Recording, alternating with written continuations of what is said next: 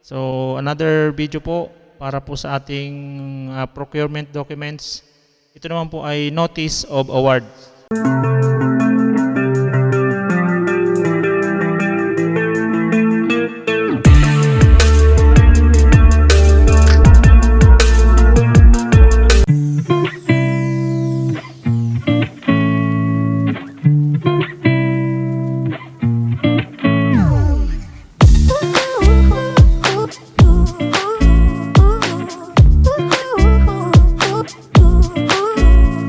Hello mga partners. So magandang araw muli.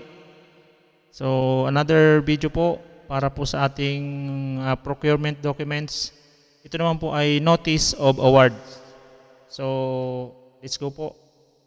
Sa ating listahan po, Notice of Award. So ito po siya. I-highlight lang po natin. Okay. So tingnan po natin yung ating document.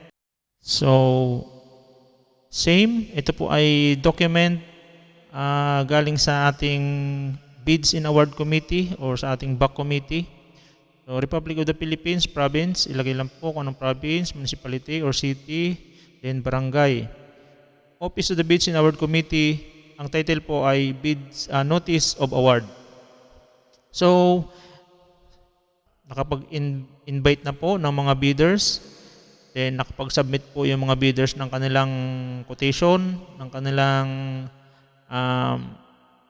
mga bids documents. Then nagkaroon na po ng opening of the bids. So na-determine na po kung sino po yung winning bidder.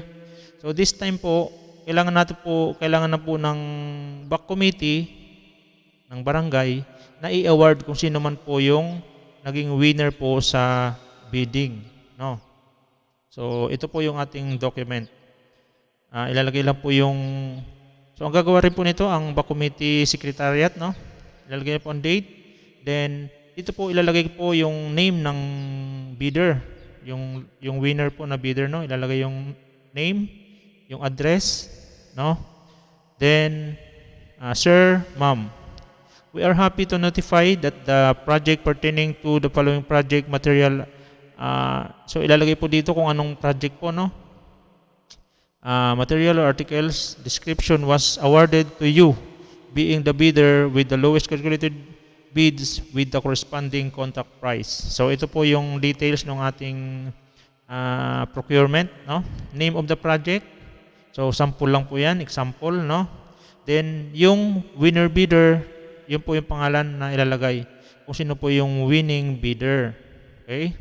So, dito po nakalagay, so you are therefore required within 10 days from the receipt of this notice of award, enter into contract with us and submit the performance security in the form of the amount stimulated in the instruction to bidder. Failure to enter into the said contract or provide the performance security shall constitute a sufficient ground for cancellation of these awards and forfeiture of your bid security. So, dahil siya po ang naging bidder, so may responsibility na po siya na gampanan yung kanyang kailangan gawin para ma-deliver po yung mga in-order, Start from the receipt of this award, binibigyan na po siya ng 10 days para ma-deliver po nila ang mga items na kasama po doon sa ipoprocure ng barangay. Okay? So, nakalagay dito, very truly yours, si punong barangay po ang nakasign. Then, i-receive niya to ng bidder, parang confirmation, Para patunayan na na-receive niya na yung document na to. Okay? So, that's all for now. See you next video. Mga partners, maraming salamat po muli. Thank you very much and God bless po.